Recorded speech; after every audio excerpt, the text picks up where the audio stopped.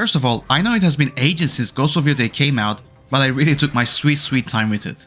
Recently, I have finished, I platinumed the game, I did everything the game has to offer.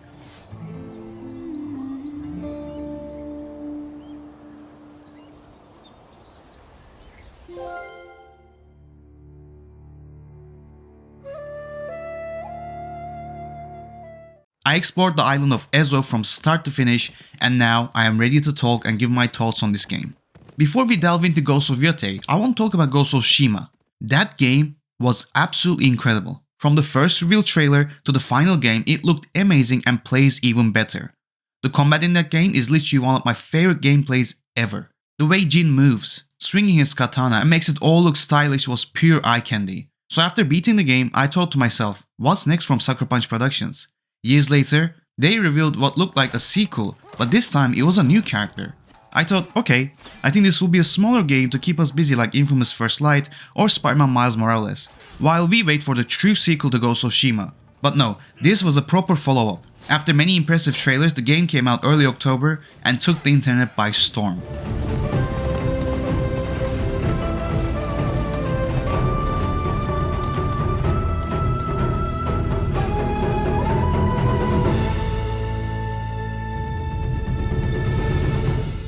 Ghost of Yotei is developed by Sucker Punch Productions and published by Sony Interactive Entertainment. It's an action-adventure game set in 1603 Ezo, Japan, modern-day island of Hokkaido, and stars a new character, Atsu. Okay, I know me and many people were disappointed not to see Jin back and thought maybe he will still be in the game as a side character, but then we learned it was set more than 300 years later, so the chances of that happening were literally zero.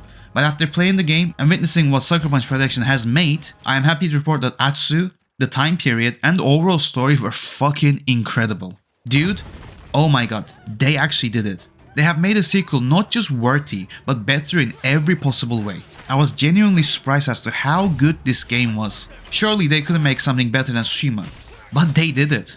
Ghost of Yotei is one of the best games from this PS5 generation and one of the best PS5 exclusive games. Let's start with the gameplay.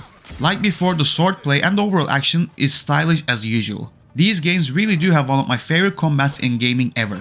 It looks so pleasing to the eye, and most importantly, they look real and believable.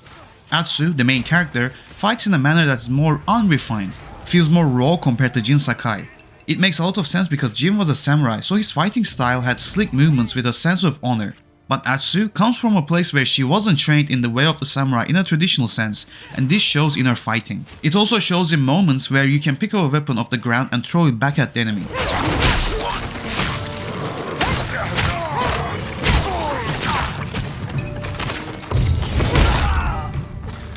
She will do whatever it takes to kill her enemies, and honestly, I loved it.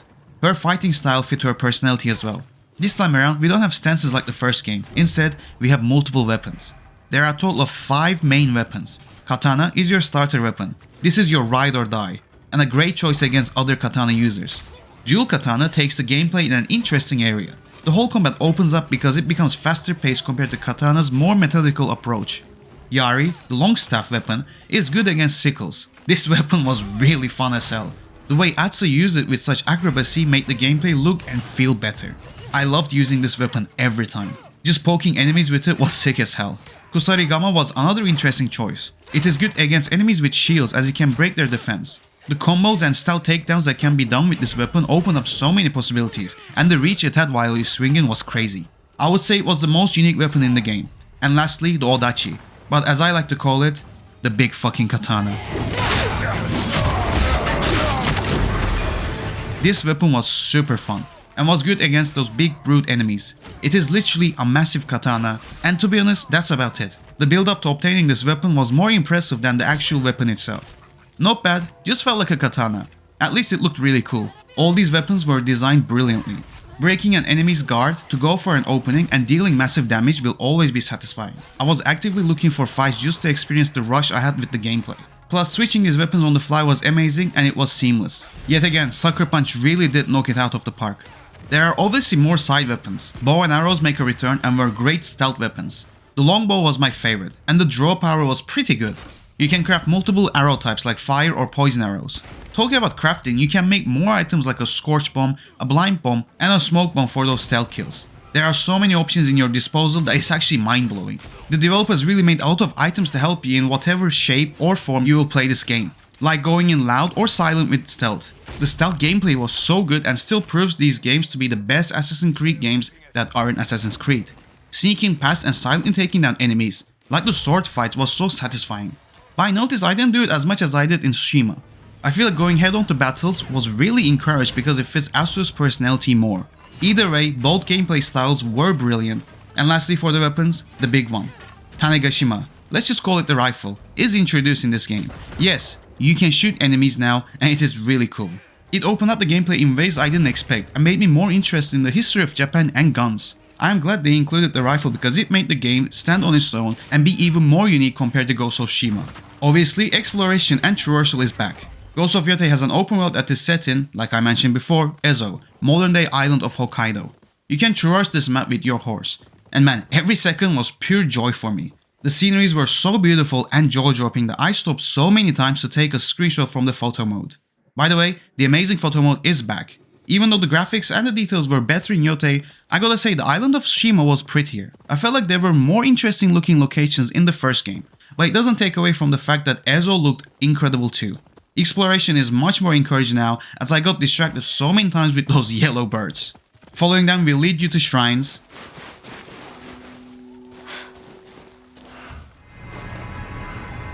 the addicting bamboo strikes,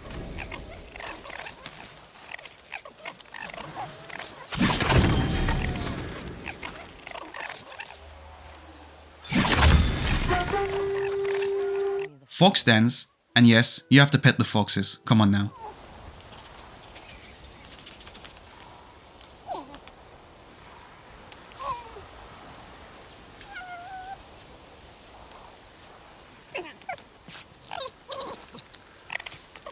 Wolf dens.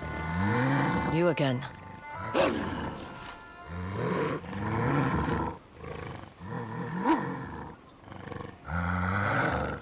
You've been busy.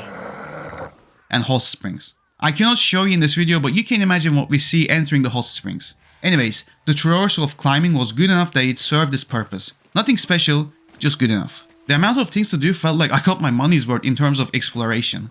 Doing everything from enemy camps to finding puzzle boxes to Ainu artifacts was, like I said many times, satisfying. By the way, I learned a lot about the Ainu people from this game. It made me search about them and read about how they were the indigenous people of Hokkaido Island. The way they lived their lives, the culture and everything about them, to me felt well researched and respected. Another reason to love the game, it made history much more interesting.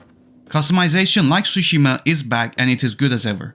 Finding and customizing your armor or weapons made me spend so much time experimenting with how cool my character can look. Plus, the loadouts are more visible now compared to how the option was hidden in the first game.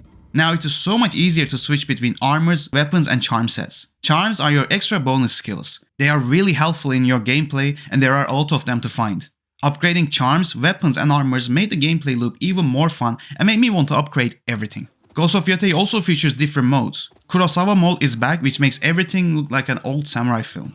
Maiki mode, I hope I'm pronouncing that right, which has more blood and mud with a closer camera angle. And Watanabe mode, which has original lo-fi music made by Shinichiro Watanabe.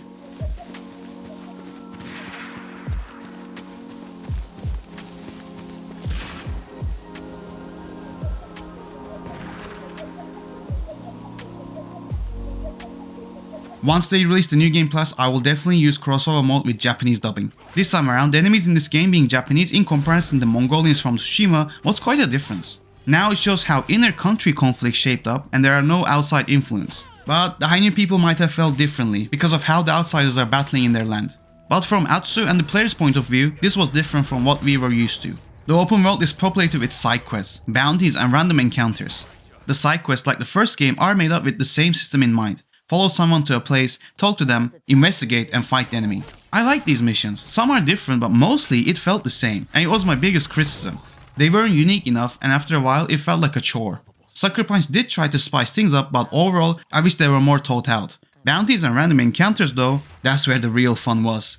Hunting down the bounties and making money had a great loop, and seeing random people in danger or traps along the way in the island made me more concentrated and grabbed my attention every second of playing the game. The DualSense touchpad was implemented so smartly that it amazed me every time something new popped up.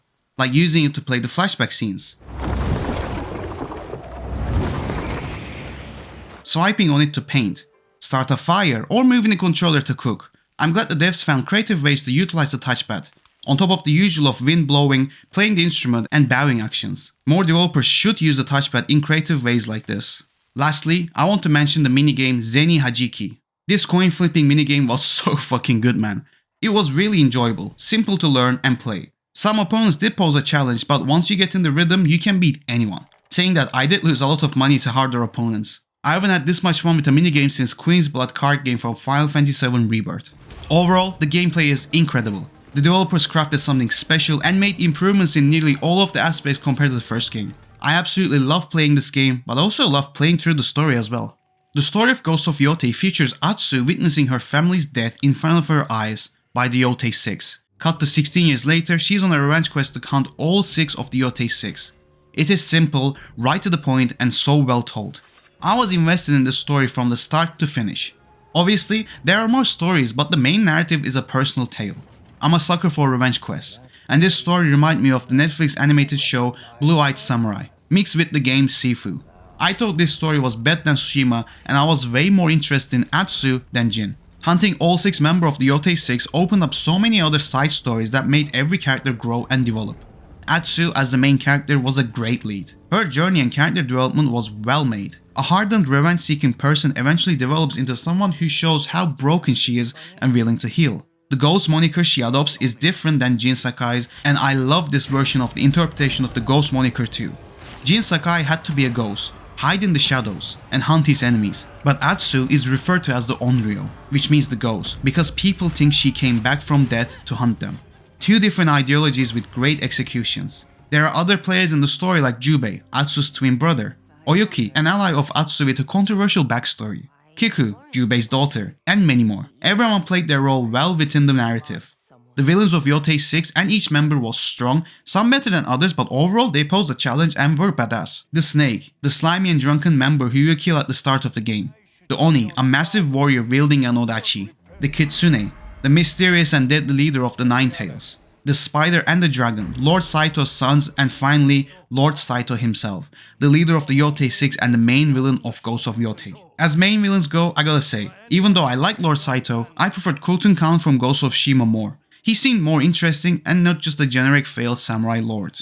But still, I really love the story and the characters, and especially the respect Sucker Punch Productions showed in Jin Sakai in that mission where you explore his house and obtain the katana. Moments like these make me love this game even more. So, overall, Ghost of Yotei is an incredible game with satisfying gameplay, with stylish combat, a map that feels worth exploring, art design that is breathtaking, a story that is well written with characters that feel believable in their motives.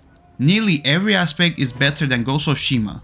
Don't get me wrong, Jin Sakai and his story is great too, but for me, Yotei took it to a next level. The Yotei 6 were good enough villains that made me actually care about Atsu's story, but overall the main villain from Tsushima was a better antagonist than Lord Saito. Some side quests could have been more thought out and less repetitive, but at the end, Sucker Punch Productions made one of the best exclusive games on the PS5, and my score for Ghost of Yotei is a 9.5 out of 10. I would really recommend this game to anyone, and I hope it sells a lot. Let me know down below, what do you think of Ghost of Yotei, and how does it compare to Ghost of Tsushima? As always, thanks for watching, and I'll see everyone on the next video.